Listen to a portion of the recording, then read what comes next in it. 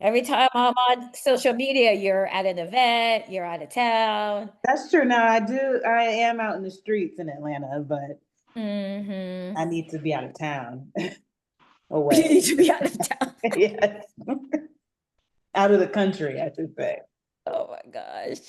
Me and Marquita know each other from Atlanta and the travel industry, and she's been on two, right? Marquita or one? Two of my group I've been trips. on Two. two, France and Morocco. Morocco, yeah. I reposted one of your posts from last year about Morocco on Facebook. Oh, I haven't been on. Yeah, it was one that the photographer pictures. Oh, yeah, those were nice. Hmm. Okay, Angel Clara, where are you calling it from? Jean Claire. Jean Claire. I'm making you French. It's okay. It's Jean Claire. I'm in the Charleston area, South Carolina. Very nice. Very Yeah. nice. Are you from that area? I grew up here. I was born in New York. Was Okay. there, yeah, and then my mom moved down here when I was in first grade, and then Okay. I've been here through college. Went back to New York for law school, and then in 2020 moved back down here Got it. Where'd you go to law school in New York? at Brooklyn Law School. Okay. Okay. One of my best friends from college went to Fordham. Okay, Yeah. yeah. And now she like Practiced in teaches. the city for a couple of years, moved to Huh. Charlotte, and then when my son graduated high school, I moved back to New York. Okay. Okay. What do you prefer, like New York, Charlotte? I mean, it's two completely different I places. actually prefer Charlotte, but Ah, when I was there, by the time my son graduated from high school, I was like, okay, I'm over living in the suburbs, so I went okay. back to live my best life as a single woman in Yes, I love the New food and York. wine class. Yeah, I've been to, she's talking about food and wine. I have a new computer and the way that it's doing stuff. Yeah, there's Yeah, one coming up in November, and then there's another big one that's in like the spring. March. Yeah, so I've been to the one in the spring, but I've never been this, to one in the fall. yeah, I think it just started like what, last year or 2 years ago?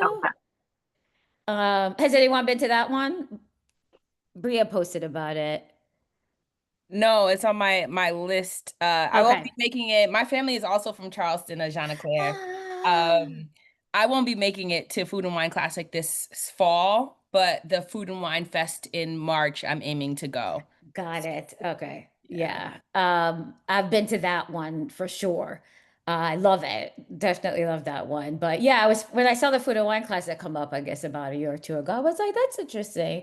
I didn't know it was November this year. I think the first year they had it, it was September because my anniversary is in September, and I thought, oh, maybe we could go for our anniversary. So I'm kind of curious. I'll move around everywhere for food and wine festivals. Like I chase them down, but Ahem. oh, Really? are you ready to start, ma'am? No, I heard you say you move around for food and wine festivals, and yet I have not seen you at the Wine and Culture Fest. Oh, well, I was when I was in Atlanta. I haven't been to DC. It's That- what, been 2 years in DC, right? Yes, that's true. Yeah, the dates, it's been like when the dates have been, why I haven't been able to make it. It's just been the dates like that have not worked out the past 2 years. That's the only reason I have not made it to the DC one. I thought you were ready to start the meeting. You're funny. Oh, I feel like we started already, but Oh, okay.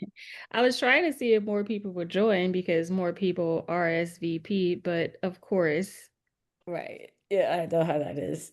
I don't know I why. didn't like I was just trying to like take up time until we started. I know I can be chatty. But that's why I thought you did that. But no, I definitely want to come to it in D. Are you having it in DC again next year? I had a call about it today, so it's looking like it's going to be in DC, but we're actually putting out a poll tomorrow to see what city we should do it in, if we're going to bring it back to Atlanta or do Hmm. DC or maybe even Philly. Interesting. Okay.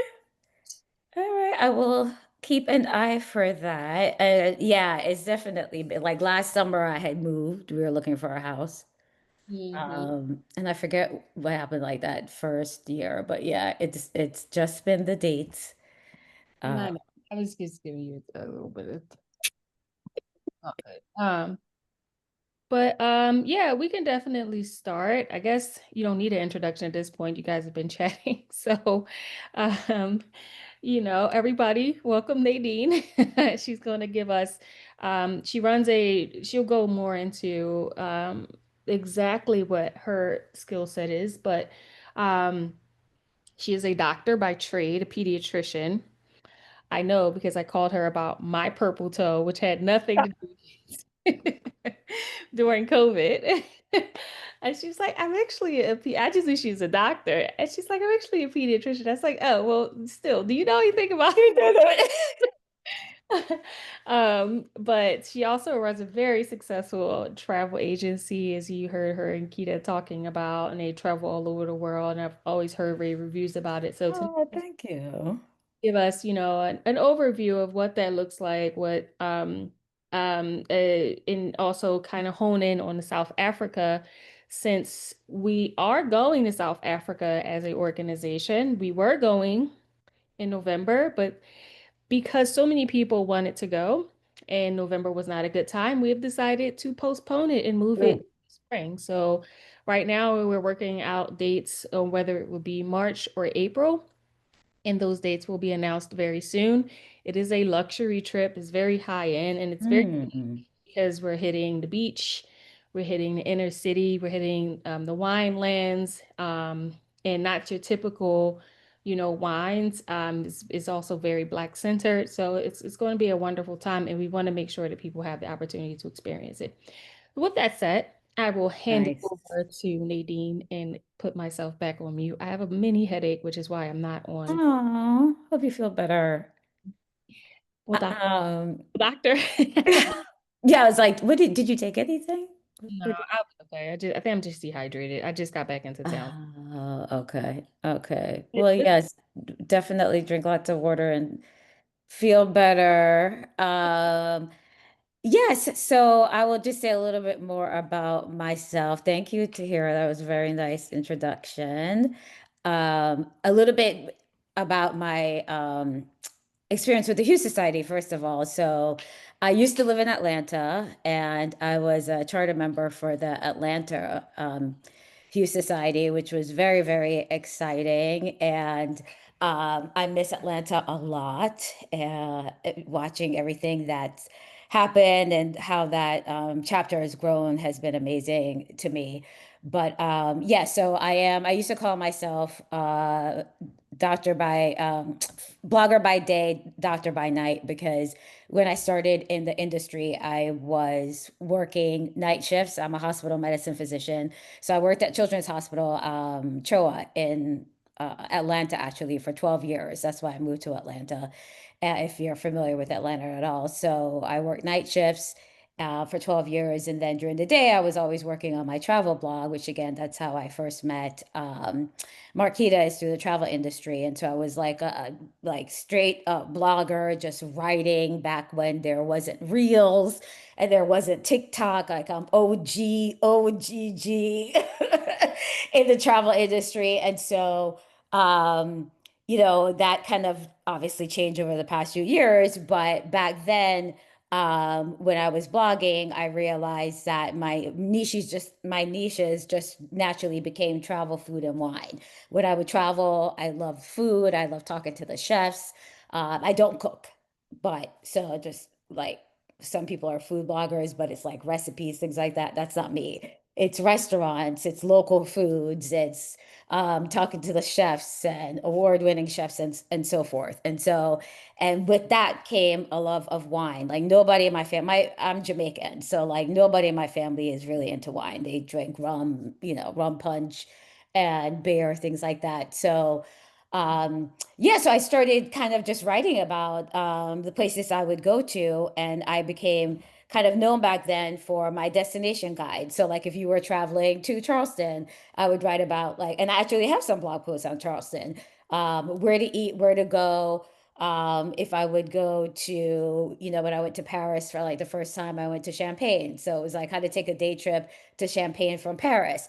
And so the other thing back then, there wasn't a lot of Black travel bloggers writing things that were in the luxury sphere. I didn't even know I was considered that until I went to a conference and they were like, tell us more about your luxury blog. And I was like, by what? So I was kind of like put in that area because I was writing so much about wine and food and chefs. And actually, the McBride sisters, I wrote about them before they even had Black Girl Magic or McBride. I wrote about their first brand, and I was approached actually by their PR people. So I would be approached by PR people to write, and I would be gifted products, gifted tons of wine, and I would write about the wines. Andre Houston Mack, I wrote about his wine when he was first out. So it was really exciting to me. And I started a list of like Black owned wine brands and I had about like, I think 20 originally. Then I started keeping up and it grew to like 50.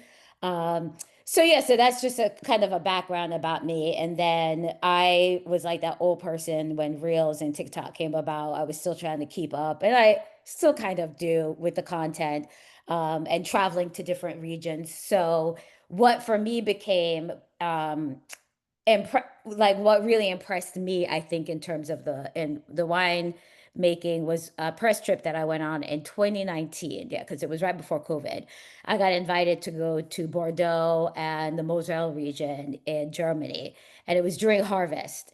So I go on this trip, and it was, I want to say, about 6 or 7 of us. I was the only Black person.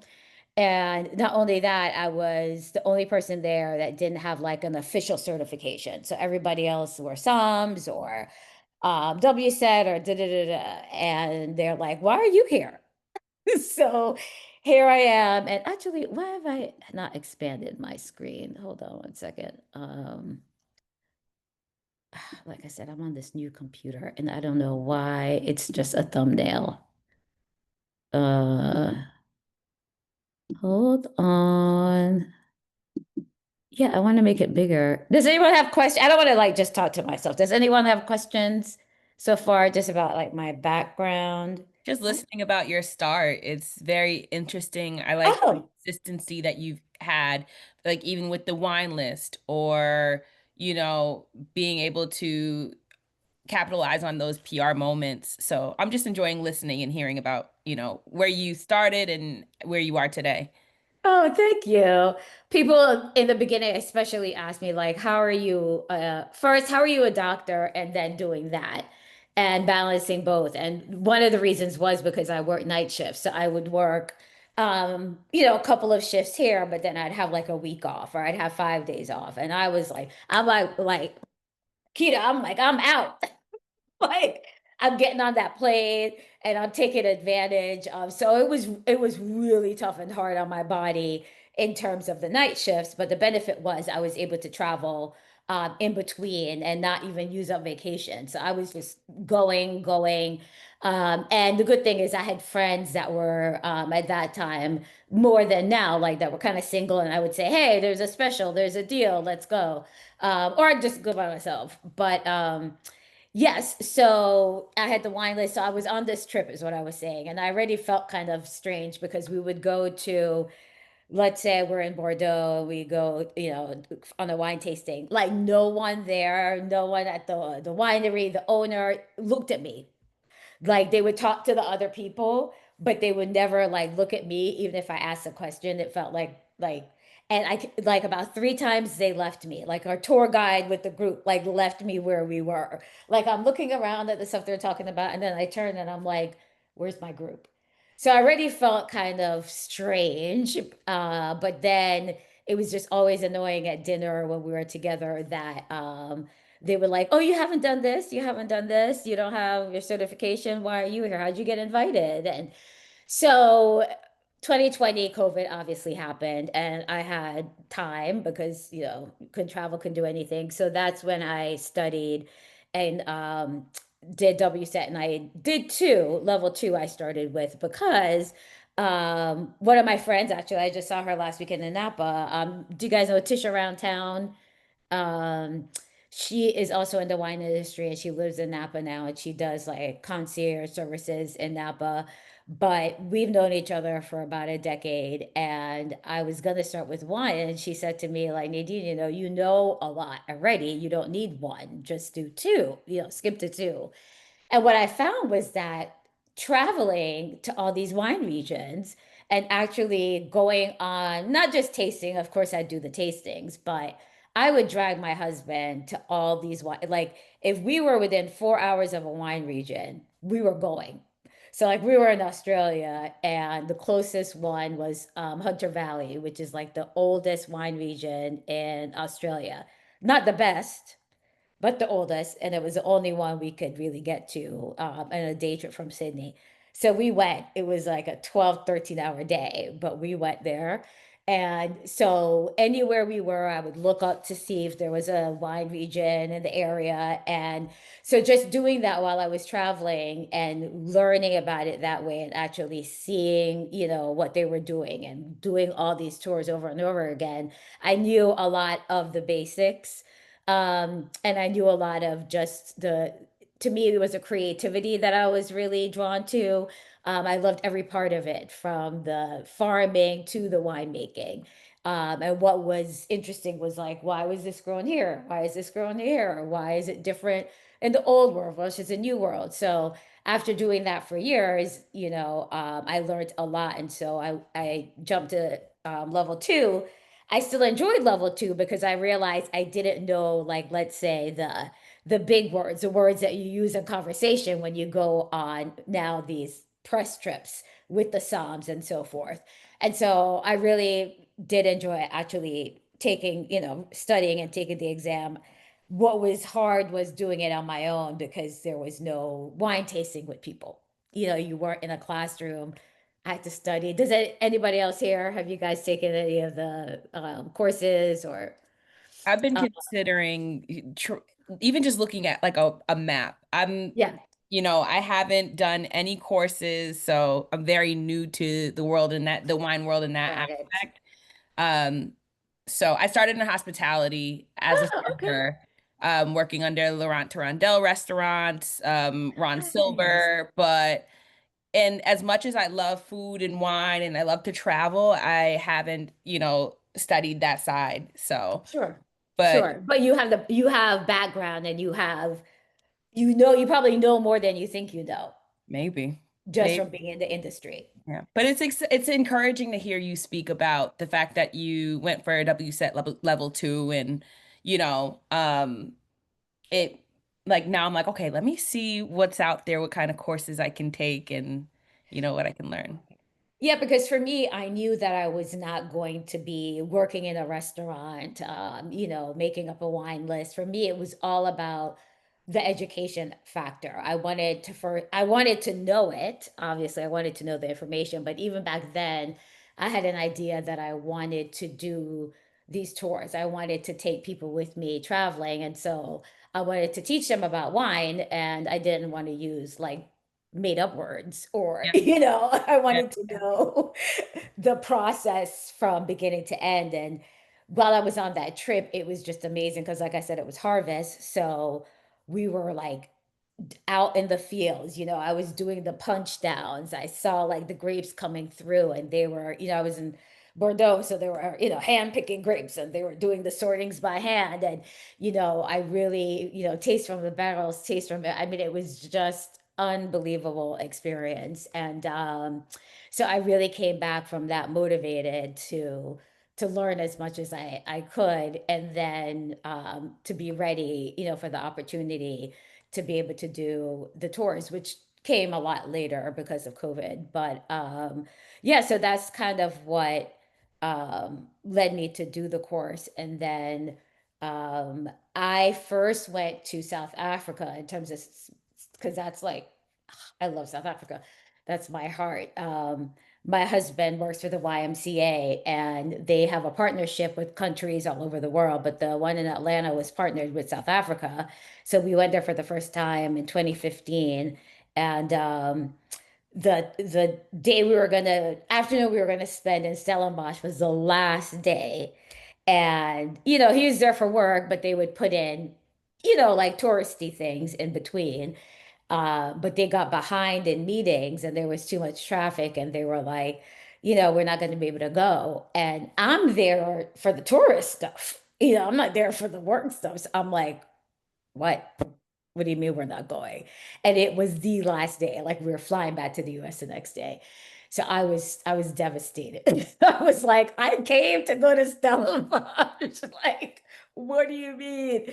So we were back in 2017 and I wasn't taking the chance. I booked a full day tour with someone that was recommended that does tours in Cape Town. And so I think my husband had to miss some meetings, but we spent the whole day out in Stellenbosch. And so I think we visited like three places out there. And I just fell in love. I was like, oh my gosh, like I could just throw everything down and just move out here right now.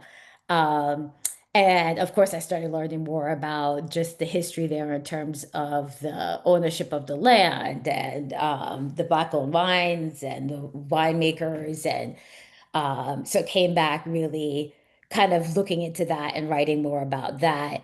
And so that was 2017. And so he goes back and forth, I think, every other year. So he would bring back wine. And I have been 3 times. Yeah, I've been 3 times and finally was able to do a tour this past November. So I took a group there in November and we actually stayed in Stellenbosch at a wine estate for 4 nights and toured around Stellenbosch and Franschhoek. And I mean, I have no words. It was like absolutely breathtaking. We went to, and people always say the first, the only. I get so thrown off by that. The point is, it was black, supposedly 100% black owned black estate in Franschhoek, and I'm gonna butcher the name. I don't know if Tahir is still on. It still has the Afrikaans name, Coder. I don't know how to say some of these names. It's a Goderwurst. Let me look it up because I don't want to.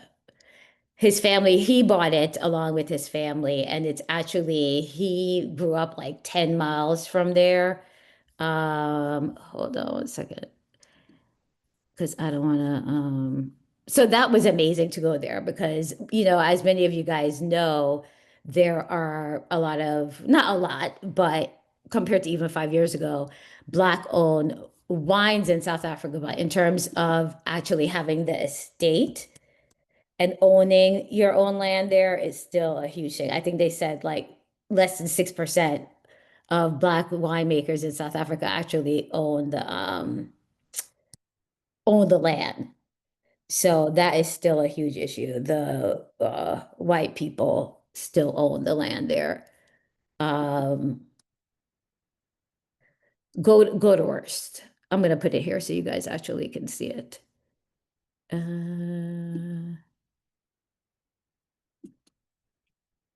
Has anybody been to South Africa or have an interest in South Africa? I have been, but I went in 2018. So it's been Oh, a that's not long while. ago. Yeah, but it seems like it was pre-COVID. I feel like everything pre-COVID is just the whole different ball game. Gotcha. Did you enjoy it? I did. I actually have a bottle of South African wine that I need to open. Mm, It's a what is it? It's a Pinotage. yes, Yeah, yes. that's my favorite. Yes. So Pinotage was literally made there, like in a lab. Um, my face is so big on this thing, but that's the winery there. Um, it's a combination of Pinot Noir and Cinsault. And so they literally combine those two grapes. So that is totally native to South Africa. So that's what's very unique about it, which is really, really cool. And but the most planted grape is actually Chenin Blanc, which that's the wine that I have here. I was trying to find a black owned label downstairs, but we still have so much wine in boxes. But I don't know if guys can see this. So Spare, it's not black owned, but it's one of our favorite labels in South Africa. And this is actually old vines Chenin Blanc, it's from 1980. What does it say here? I think it's like 85 or 86. 1983 is how old the vine from 1983 vines. This is a 2019. But they make really, really good Chenin Blanc. So if you're in South Africa, besides Pinotage, you have to have Chenin Blanc. Anybody else have wine? Is it just me? Marquita, you're not drinking wine? I'm about to go get a glass. I was still working, so Oh, you were. Oh gosh. yeah. But I'm about to Yes. get one. It's waiting for me in the kitchen, actually. You see Yeah, the it's color witching of in the that? house, so it's bedtime. I'm trying to do the bedtime routine. Oh, I know. Yeah, I don't usually drink much during the week, but for this I will just because, it's beautiful. And it's obviously award winning. It has like all these stickies on it. Um, but it's just their Chenin Blanc to me is like it's my favorite in South Africa. It's just so crisp, so refreshing. Um, Trying to think if I've had this one. Oh my God, it's just like pure fruit in your mouth. It's so delicious. So that is like their most planted grape. So if you go back or when you go, you have to have Chenin Blanc. But they make so many other grapes because, like in the regions that are warmer, they have lots of Cabernet, and they make Classique, which is their sparkling wine or champagne. It's made in the same traditional method like they use in Champagne, France. So definitely have to try that. And they use Chardonnay and Pinot Noir also for their Cap Classique. And so we actually went to another winery that has a black winemaker. So that's the thing. So even though you don't have necessarily a lot of black winemakers that own their own land and have their own estate, you'll find that there's a lot of wineries that have black winemakers, let's say. So we went to a winery. I was with Tawani Price, who's an American that lives in South Africa, and she does the wine tours, and she just had her first like wine conference. But so she took us out for a day, and we went to a gorgeous winery in Franschhoek, and the winemaker used to live like he grew up on the land till he was 10, like him and his family working the land, and now he's a winemaker and he makes this Cap Classique. And we had tasting with brownies. That was like our first stop. It's just amazing. So yeah, so that's what's great is that there's been some laws put into place because South Africa's majority black that they, unlike how we're flipping back, they have to do DEI measures in terms of hiring black people and promoting them. And so you'll find that there are black winemakers in some of the major wineries there now, which is incredible. But there's a lot of young black winemakers coming up. The ones that actually I met Tanashi, forgetting his name, of Kamushu Wines, which is another black owned wine from South Africa that's amazing. I love his Cabernet Sauvignon. Eslina is another one. I actually met her here in Detroit, the winemaker. She has a tasting room now in Stellenbosch. So that's huge because she was just, going around with her wines, but now at least she has, because she does it. She makes her wine at a winery in a regular white winery in South Africa. And so to taste her wines, you had to just go wherever she was and she would bring her wines to restaurants or places. But now she has her own tasting room that you can go to and have her wines. There's Seven Sisters. That's another black owned wine that they have their own farm. There. So there's definitely been a lot of progress made in terms of black owned wines and them owning their own like property, tasting rooms, and also just progressing up the ladder in terms of wineries there. So my hope is to just keep taking people back and going, like Tahira is doing, and learning and growing in terms of the black old wines. Not to say that again, you can't visit the white old ones because you can go there and it's a black winemaker. So that's kind of what I learned in November, you know, and you can still support them. Like we went to Franschhoek to a restaurant for lunch and it wasn't black owned, but the chef was black.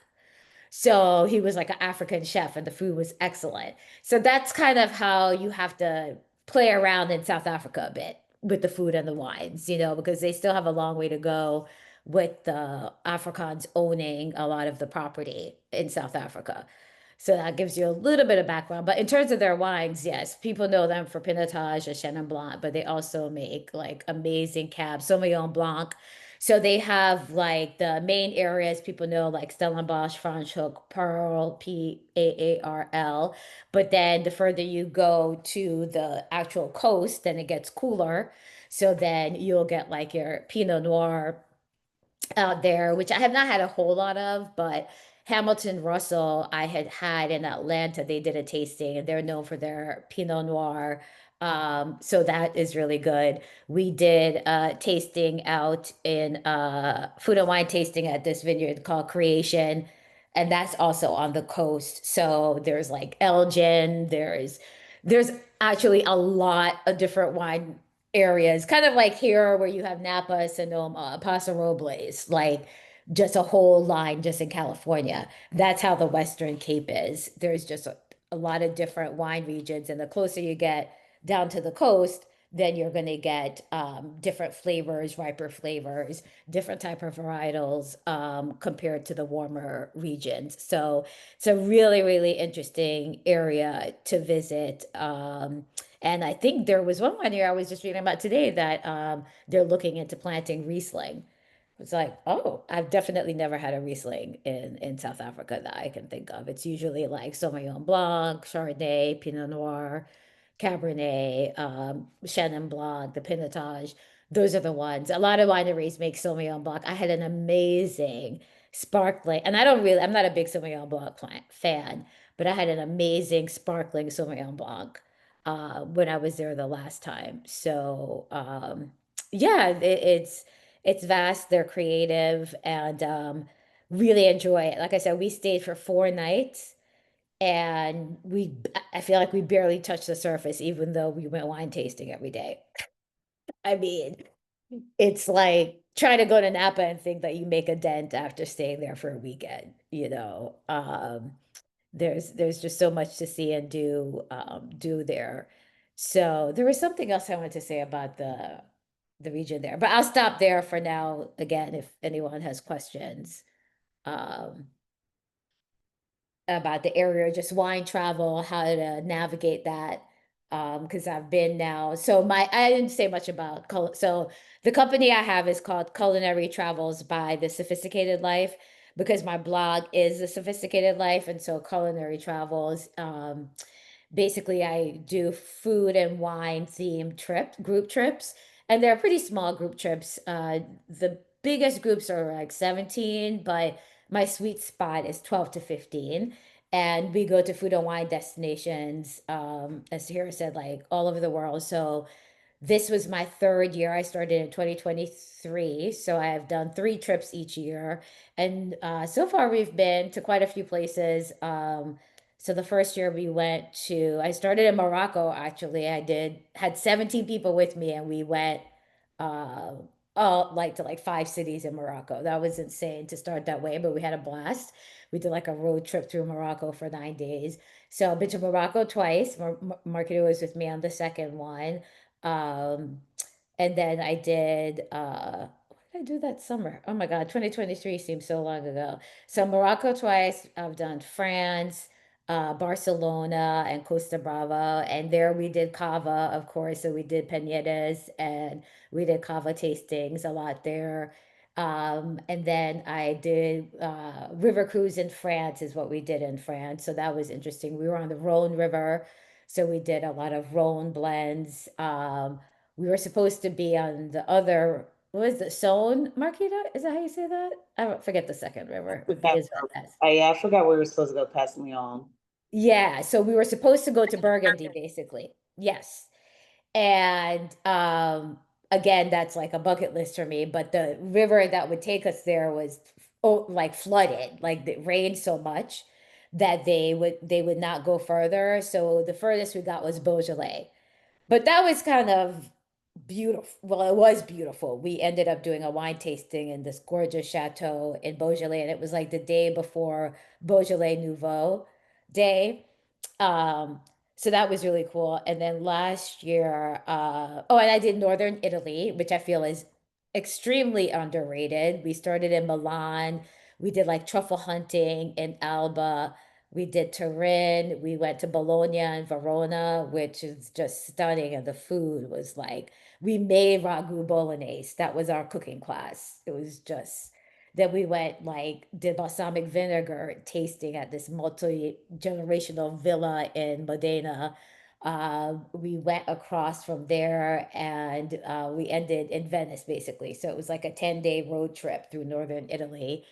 That was to me still like the best food trip. We did a chocolate making class because Nutella is from that northern Italy, like in the Piedmont region. Had hazelnut everything. Like I was getting on the plane coming home and I bought a hazelnut croissant, like just hazelnut heaven. And then last year, yeah, last year was Barcelona and Costa Brava and Morocco again. And Lord, where was the third trip last year? So I've done quite a few where I'm just like, wait, where was the other one? Wasn't South it Africa. South Africa?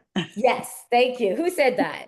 That was me. I was like, didn't you go to South Africa last year? Yes, thank you. So what was amazing about that trip actually was the core trip was 4 days, 4 nights in Cape Town, 4 nights in Stellenbosch.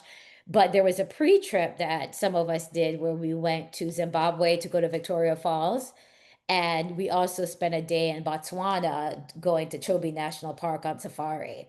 And let me tell you, like the hospitality in Zimbabwe and Botswana was just like ridiculous, just off the chain. The food, we did 5-star dining at our resort in Zimbabwe. Botswana was amazing. And so I was in Southern Africa for 2 weeks and I did not want to come home. I mean, I called my husband that last day and I was like, "Can you just come here?" I mean, like I said, that it definitely has my heart. If I could move out the country, that's where I'm going. Yes, and so this year, I actually at the beginning of the year was the only trip so far until now. So we went to Mexico City, which is also amazing. So some trips are more food heavy than wine heavy, but I also do whatever the local beverage is. So in Mexico, we did a mezcal tasting, but Mexico also makes wine. And Vala de Guadalupe, Marquita went there, wine tasting. Um, so we did a Mexican wine and chocolate pairing is what we did on that trip. But wherever we're going, if there's no like wine, then we'll do whatever the local beverage is. And then I did a first official all women's trip to Napa 2 weeks ago. And there was a lot of people on that trip that had never been to Napa. So that was really fun. And then I'm doing another river cruise in 2.5 weeks to Portugal. So we're doing 3 days in Lisbon and then 7 days on the Douro River up to Porto. So that will be a lot of wine, a lot of port. Yeah, so and then I have our trip booked for next year already. In May, we're going to Japan. So we're doing 3 cities in Japan. So that'll be a lot of like sake. We're doing a sake tasting with a sommelier, like a sommelier and sushi making and that kind of stuff. So yeah, I like to kind of really dive deep wherever we're going to get a real sense of the local food flavors and things like that. So, I have a survey out right now, and actually, the places that are winning for the next 2 years are Croatia, Greece. I went to Rio this year, and people want to do Carnival in Rio, so that I was surprised by that, but that's winning in the survey. And Paris and Champagne, which I've done before. So people those are the places so far that people want to go. So I'm not opposed to any of those. So I've never, oh, and Peru. I've never been to Peru. So that would be really interesting. Yeah, I agree, Sunny. I've been to Greece, but it was in 2010. So I'm ready to go back. I don't even try and eat Greek food in America because After I went to Greece, no food here tastes like the food in Greece. And they have great wine, um, white wine in particular. I don't remember liking any of the red wine there, but in 2010, I didn't know anything about wine. Peru, people don't realize, Lima has some of the top restaurant. Last year, their Japanese Peruvian restaurant was like, one of them was number one in the world. Um, so they have a lot of top restaurants in Lima. So we would do Lima for a couple days, take the luxury Belmont train up to Machu Picchu, and then yeah, so be in Cusco for a bit. And so that is my draw to Peru. It's not just seeing Machu Picchu, but really actually going to the to the restaurants in Lima, having some pisco sours and that kind of thing. So still be very food oriented. And yeah, great choices. I asked people where they wanted to go and then I sent it out, and Champagne I've been to before, like I said, but it was a day trip. When I go back, I want to like stay overnight and really spend more time in the champagne houses there. So I don't have dates for any of these yet right now. Let me put the link. Woo, now I'm going to challenge myself. My newsletter is the best way to keep in touch with me in terms of I send out all the information in my newsletter. So when I do have dates, then you guys will be able to will know about it. So I will put that link here. Yes. So you guys can sign up for it. Um, any other questions? So yeah, basically it works where I'll do kind of like a Zoom or something where I describe, the trips, and then I'll send out the sign up. It's not first serve, first come, whatever, because I like to kind of try like look up and figure out who people are that come on my trips, and people who have been on my trips before get like first dibs to book the trips. So at this point, usually at least half, if not more, are people that have been on my trips before. And then like in Napa, I think we had five, I call them newbies. So we had five newbies. And so and then the other six people were people that I always have people that have returned to trips. So I'm very honored by that because every single trip I've had people from previous trips on the trips. So like Marquita mentioned, she's done two. I have a couple going on Portugal that this is their fifth trip.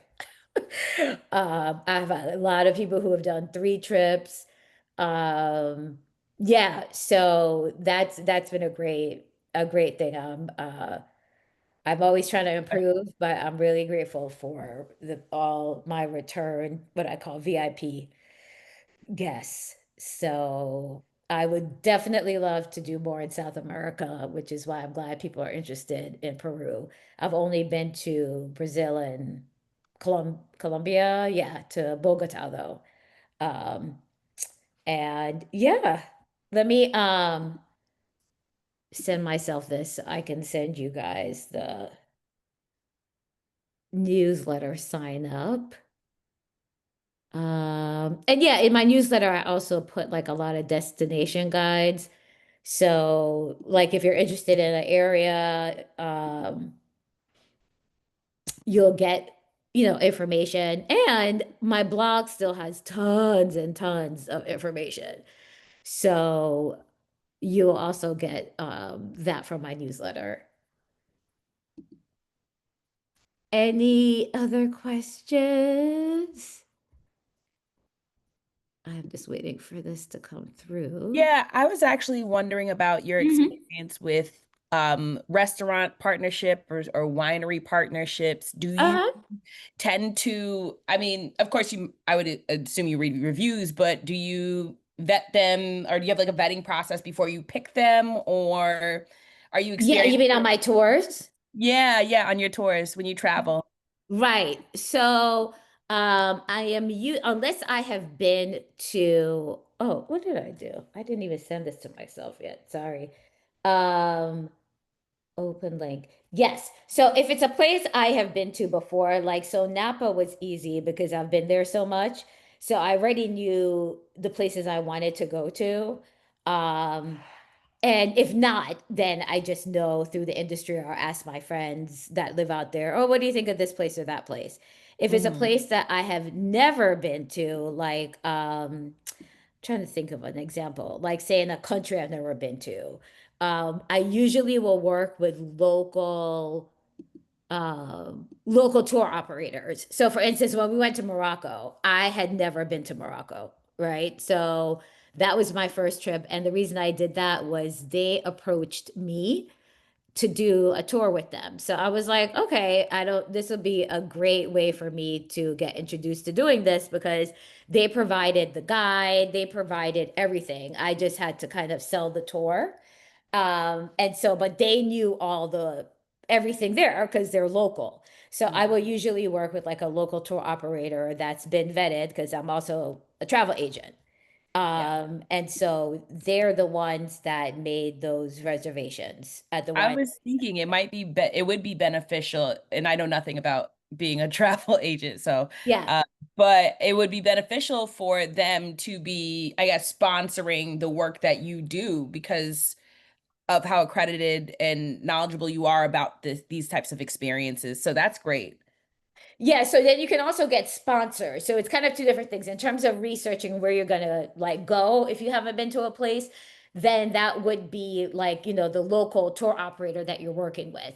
They would Mhm. usually know like the best places to go. And I always make it clear because of course there's luxury, high end, and then there is like budget, right? So first you have to make sure you're working with companies that understand your vision, understand your brand, understand that you're looking for luxury experiences where you go. And so I've had, thank goodness, very good. I can't think of anywhere in terms of that kind of product that I've had an issue with. Um, then beyond that, then if you want like sponsorship, so say you need money, for your brand or something, or you want to, that's usually the thing, it's like money. So then you may approach different brands that you think align with your brand and vision and say, hey, if you give me this amount of money, then I will promote your brand and post about them on social media. So I did that as when I was doing my travel blog. So Mhm. that's when I was mentioning how I would get boxes of wine. I got, well, in terms of wine, the wine industry, it was usually wine. But just being a travel blogger, I was like, for instance, 2 years ago, I spoke in Las Vegas at the travel goods show. So they had everything from suitcases to carry-on things to you name it. And then your job was to kind of create content. That's how that word content creator came about. So you would create content around the item or around the brand, and you'd either get the stuff for free or you would get paid. Technically, you want to get paid. When I first started, I was happy to just get stuff for free because I'm like, you're sending me 6 bottles of wine, especially the black-owned wine brands when they were like brand new. They would be like, and they knew about my list. They would send me their wine because they would want to get on the list.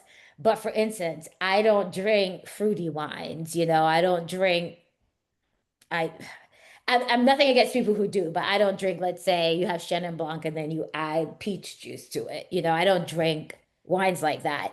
So I would tell them, like, you could send it, but there's no guarantee I'm going to write about it. There's no guarantee I'm going to put it on my list because I have to maintain, my brand. Like, so, but yeah, if you find a brand that you want to work with and they sponsor you, then yes, then you would have to come into an agreement with them or a contract as to what you would produce for them in terms of content, and they would be Yeah. your sponsor. For me, I like working on my own right now in terms of I control everything. It's just me. Um, but I think at some point, like I wouldn't mind if I do find that brand that I think aligns really well with what I'm doing, to have a sponsor so that I'm not, because right now a lot of my profit goes just right back into my business. I don't even, it's not something I'm doing for the money right now because I still work full time, like as a physician. But at some point, I think if I really want to make a profit, then yeah, sponsorship and grants. Like I see some of my colleagues like get grants, and I'm like, oh my gosh, why didn't I apply? But as soon as I start applying for one of those, and it's like a 10, 11 page process, and they're asking, Understood. Yeah. Yeah. It seems very arduous. oh my gosh. I got a thing today. Somebody, it's a Black organization. They emailed me today to apply, but like the deadline is maybe tomorrow. And I am just not, and I know some people hire people to fill out those applications, for Mhm. grants.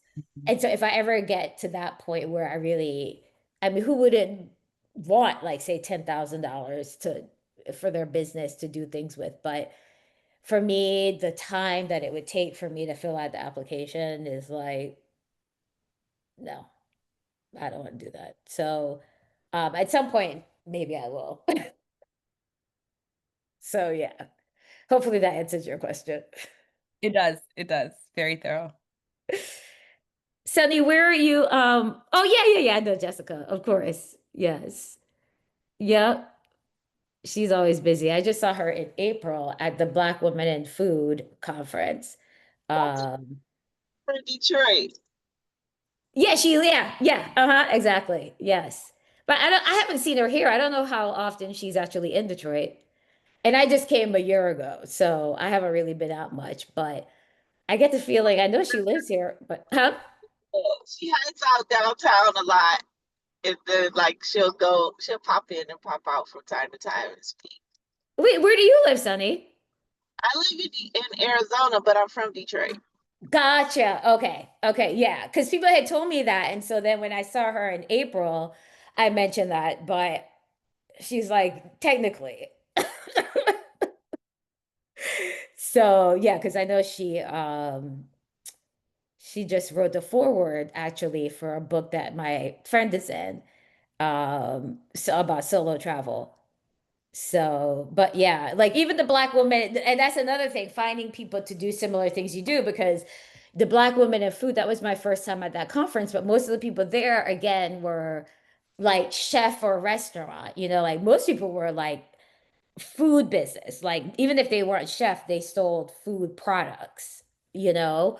There wasn't a lot of people who were did like say food tours. Like I am in a group where people do more of what I do in terms of, but they're the people who like let's say do like the walking food tours or the food tours. So it's kind of like more what I do because I do, on my tours you're going to do like cooking classes and walking food tours and Michelin star restaurants, and we dine at those places. So like that's what I do in terms of food. Um, I'm not a chef. I don't own my own restaurant. So that is it's difficult to find people who kind of align with what I do. Um, so yeah. Anyone else? I love Arizona, by the way, Sonny. It's my second favorite state. Come, I keep trying to get Tara to come. Everybody has to come. I left Detroit and now I'm bored. Oh, well, did you leave because of the weather? Because Kind of, but no. I just wanted a better. I felt like I reached my ceiling in Detroit, and mm, I think outside of the box, and okay. I didn't realize until I went to Wine and Culture Fest, and now it's been 3 years. When it was in Atlanta, that's when I really honestly joined the U, and I got bit back by the bug. I never saw Wow. that many Black people or people that looked like me in the industry. I've always worked in alcohol. So, I was the only me in alcohol in the Midwest. So I was like, oh my, Wow. it's Black people. Isn't that something? Even though you were in Detroit, that's interesting. Yeah, I was in Detroit. I did alcohol for 28 years and I sponsored. And so when you were speaking about sponsorship, and that's how I met Jessica, AJ Crimson, and he was a really good friend of ours. And it was just like they opened my eyes to a lot of things. And I'm Mm. like, oh, there's things outside of here. Oh, that's awesome. That is But awesome. So were you? Hmm? I'm sorry. No, go ahead. You kind of went in and out. Driving from work. Now I'm working. Look, so in Detroit, it was just like, you do the tastings and you do the events and you sponsor it, and it's so much culture because of the, guinea pig market is what they call Detroit. So I Okay. was always a part of a brand launch or something like that, very present, putting Ah. the event together. But now being a part of the Hue, and I'm not just saying it because I'm on the call, but I've Mm. now grown a big interest in the wine and travel. And I just can't go to none of these trips right now because you got to grind it out till you can go. Mm. But I really enjoy hearing you. I don't want to take up too much of the time because I'm a talker. But Oh, that's fine. with Miss Jessica, we had a conversation over some wine and some champagne one night, and she was starting a nonprofit with Mm. kids how to travel and having Oh. this.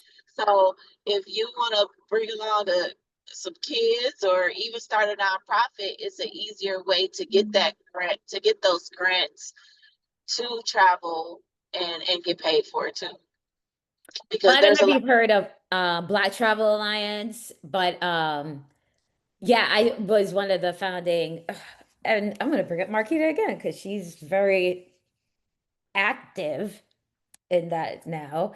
But I was one of the founding members of that, so I was on that board. Wait, are they nonprofit now, Marquita? Because they weren't when Yeah, I. yeah, Okay, we're nonprofit. okay. So I was one of the founding members of that and was on the board for 2 years.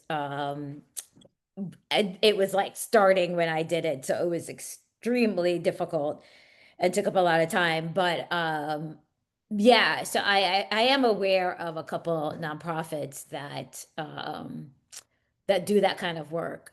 Right now, I don't. You have to be 18 and over to come on my trips. But what's interesting that you say that is one of my friends that does have her own company that does tours. She does have a nonprofit side to her company.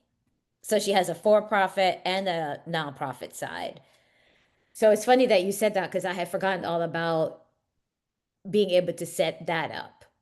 Um, yeah, but I didn't know that about Jessica in terms of, well, being a pediatrician. I love everything having to do with kids. So I think that part is great. So that would be a good reason to get in touch with her. Uh, Bria wants to know where you are in Arizona and are you still in spirits?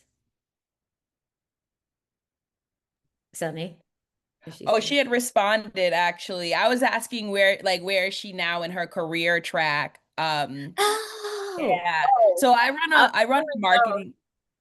I'm doing I'm doing a brand called Five Senses I created, and I'm doing the pairing. So when I joined the Hue, it inspired me to go for my W set. nice. So I'm just doing that and doing pairings, and I just want to bring people together, like dinner parties and events, just Mm. to like blend up a different drinks and food. And I collected like all the hot chefs from Detroit before I left. So we're all friends, and they're all on fire winning food competitions on the shows on Food Network and stuff. So I'm not trying to be a chef either, but I like Is it to on give my Instagram? opinion. I'm a picky eater, but I still give my opinion. So Love we started it. like a little podcast about, the tastings of the senses and just doing what we're doing now, talking crap over the phone and on video. I love it. Good for you. Yeah, she was Is it So, asking on what's your Instagram? Instagram. oh, five senses experiences on that's that one, but my main one is still Conversations Media Group. Is five senses a five or Yes, the number still? five. But I think my guy spelled the word five out. So it Okay, let might me be, look because we can all share our Instagram so we can follow each other. I'm gonna look for it. it's Five. like the 5IVE. Oh, Got spell it. it again. Let me see if I find it. Five. Where in Arizona are you living? Oh, Chandler. But I've been doing a lot of events here in Scottsdale. A lot Oh of yeah. the wine places here are really loving with the message from the Hue. Like we have one, the Wine Collective, Miss Zoya. She's an immigrant and she's small and she likes local wines and she likes the messaging. So every week she calls and asks me to do something there with her, and it's fun. It's fun because she likes to do meet the makers. We did OPP last month, and Nice. fine, and she'll bring it in. It doesn't matter which one, whatever we're working on, and if I can get the time off, I'll go and do it. And we have a lot of people that are interested now. It was hard finding them here, but they're starting to come out. I love it. That's amazing. Arizona's on my list. I wanted to do Sedona and Phoenix, so that's That's really what cool. I'm like, I have to go. There's so many wineries. There's 7 in a row in Oh, Tucson. that's amazing. I I only had made heard that. it to 3. I couldn't make it. I couldn't make it. I only made it to 3.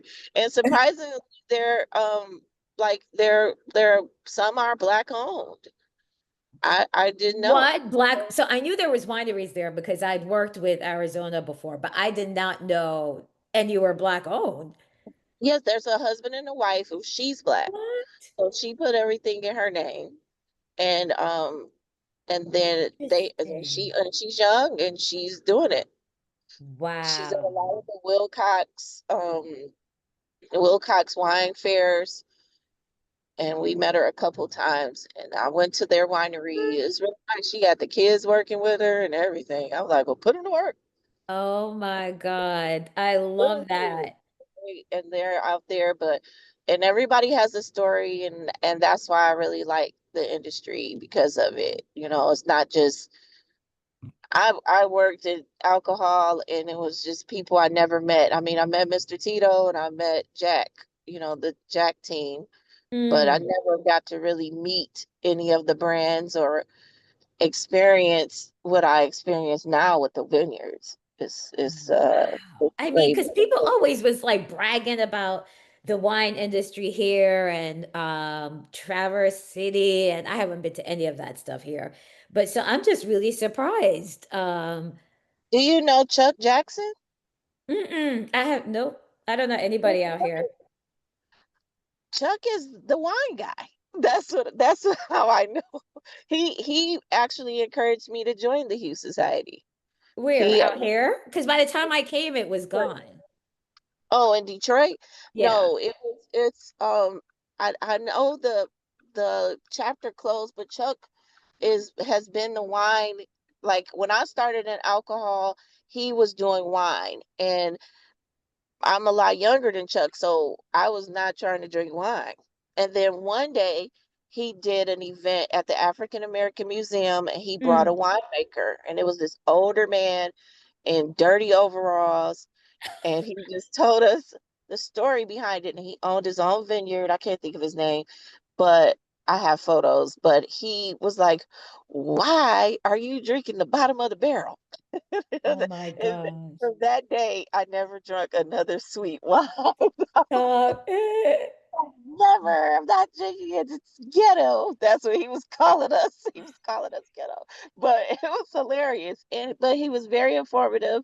And Chuck was just pushing wine, the wine industry. And now he Mm. has his own podcast, and he lives by Traverse City.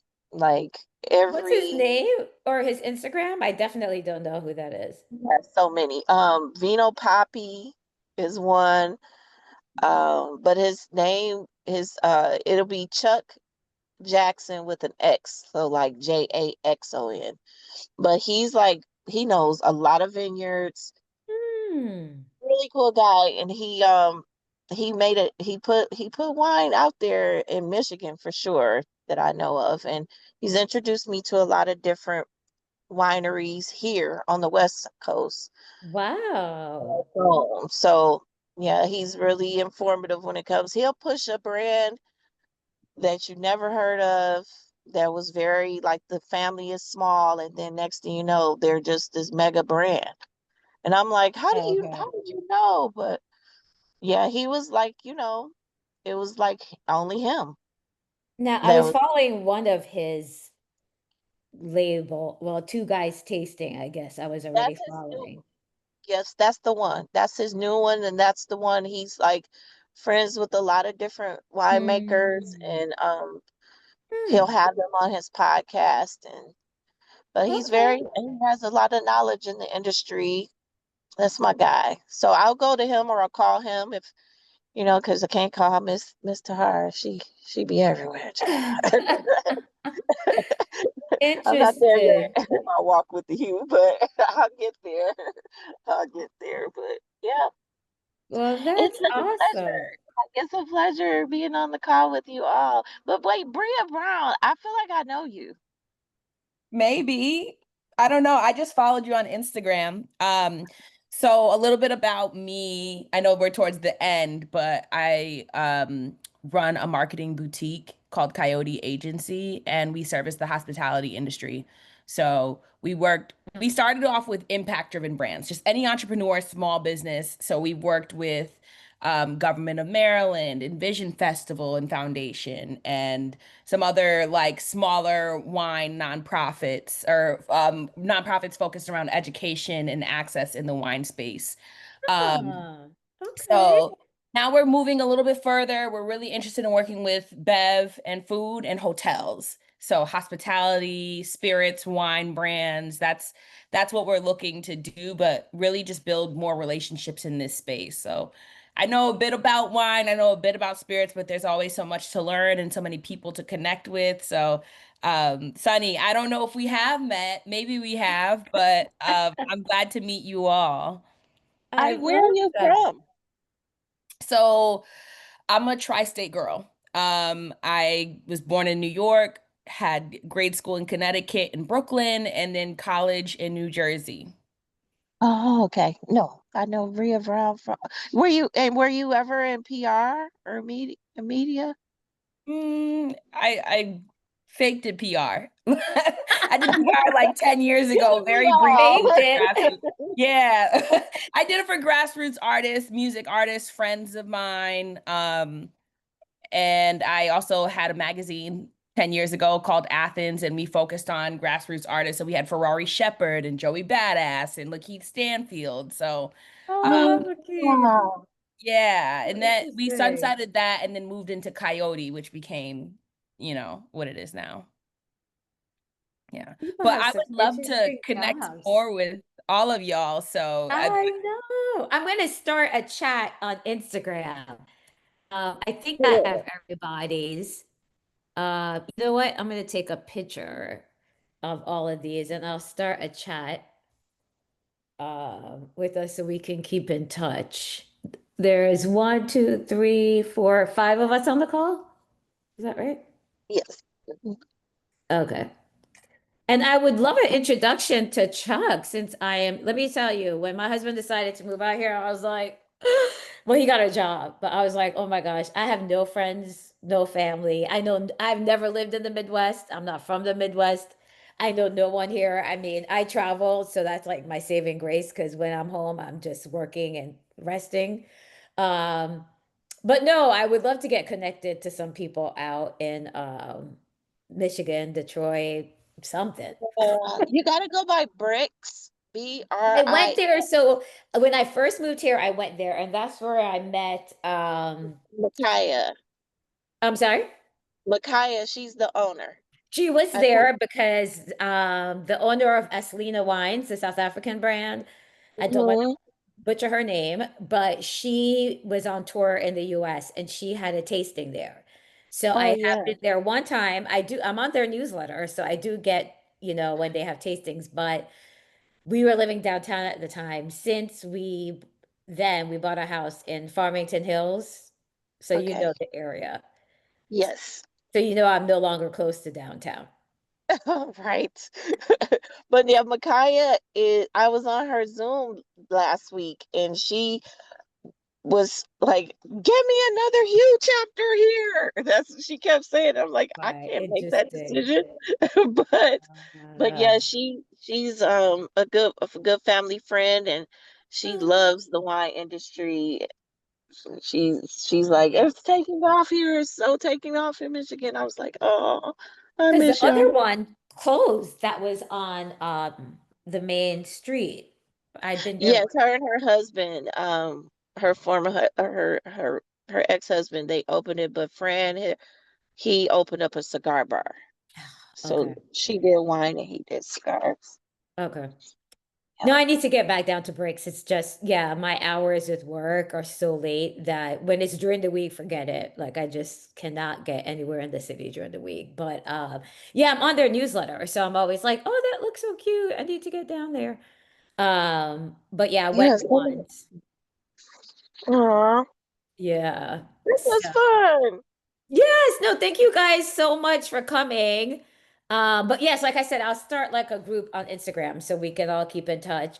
And if you guys have any questions, I think I did put the link for my newsletter. But if you have any other questions about the industry or travel industry, any other thing I can help with in the wine industry as a whole, just let me know. Yeah, thank you all for coming. This was so great. Look out for the South Africa trip in the spring. I hope you can Yes. join. And thank you, Nadine. This was really wonderful, even though it was a small group. I thought it was great and Oh, I love it was talking really to them. intimate.